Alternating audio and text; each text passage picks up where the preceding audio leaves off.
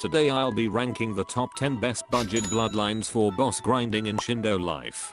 Before we start the video, here is the budget moveset I'll be using for boss grinding. It uses only easy to get moves, so anyone should be able to use it. Starting off with two bloodlines that didn't quite make the top 10. Honorable mention 1 is going to be Kakotsu.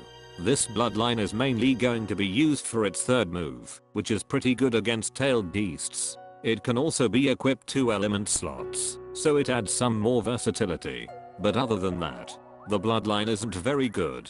The first move is a very slow combo extender that is buggy. The second move is a place lock stun, which is nice, but bosses sometimes completely bypass the stun, and it doesn't do lots of damage. And the third move does tons of damage to tailed beasts and will knock normal bosses into the air.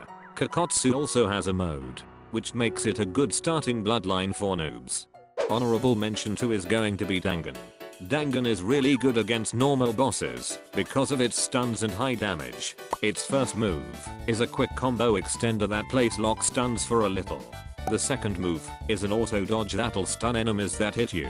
However, you can't use any moves while the auto dodge is active. The third move is another combo extender that place locks and deals tons of damage. And its mode increases M1 damage and is overall just really good. The only downside to Dangan is that it can't be equipped 2 element slots.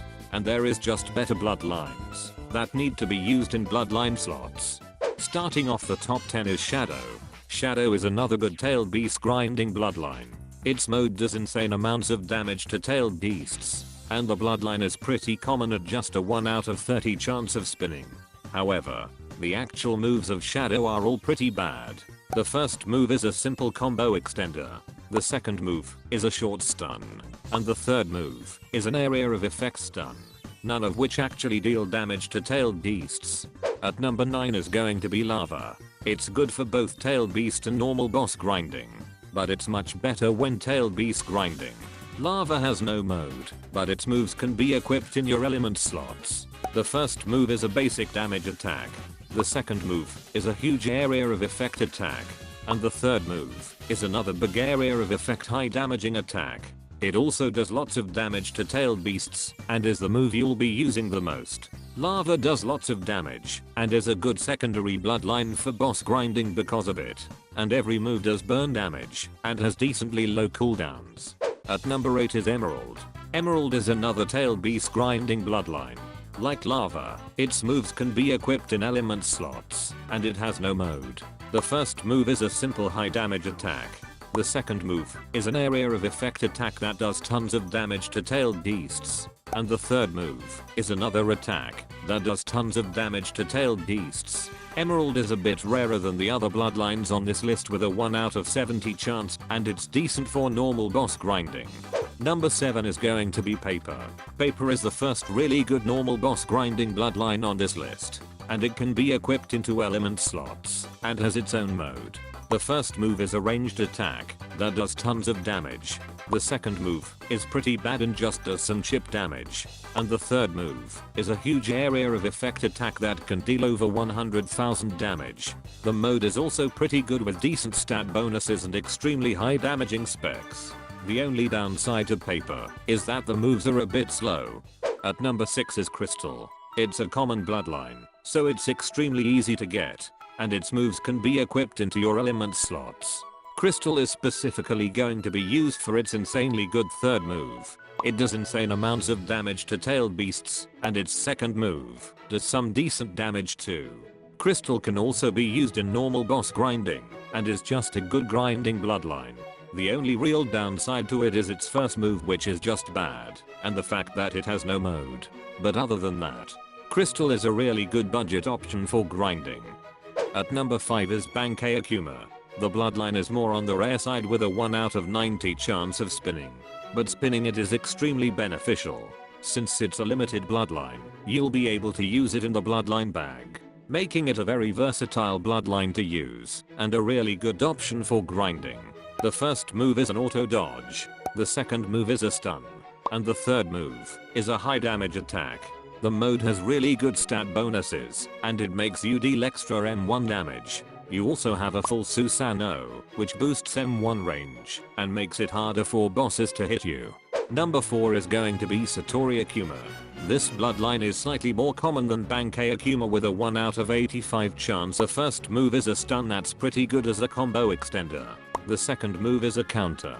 And the third move is a place lock stun that deals lots of damage. Satori Akuma's mode has an insanely good Q spec, and when it's combined with the third move, together they deal insane amounts of damage to bosses. The C spec on the mode is also a really good movement ability, making it easier to travel across the map. The bloodline also has a full Susanoo like Bankei Akuma, so it has the same benefits, and makes boss grinding much easier. Number 3 is going to be the Polo Sand. This bloodline is by far the best tailed beast grinding bloodline. It's so good for tailed beast grinding that it's really the only bloodline you'll need for it. The first move is a simple damage attack. The second move is an area of effect stun. And the third move deals insane amounts of damage to tailed beasts and is the best move against them. The mode of Apollo Sand makes the bloodline even better against tailed beasts. The C spec also deals huge amounts of damage, and the M1s have increased range. The only downside to Apollo Sand is that it's pretty bad for normal boss grinding. The mode has M1s that knock back normal bosses, and the moves just aren't very good against them. However, this can be easily combated by grinding in the Shindo Valley, where there is 3 bosses that all get shredded by Apollo Sand. At number 2 is Shindo Akuma. This bloodline is good in both tailed beast grinding and normal boss grinding.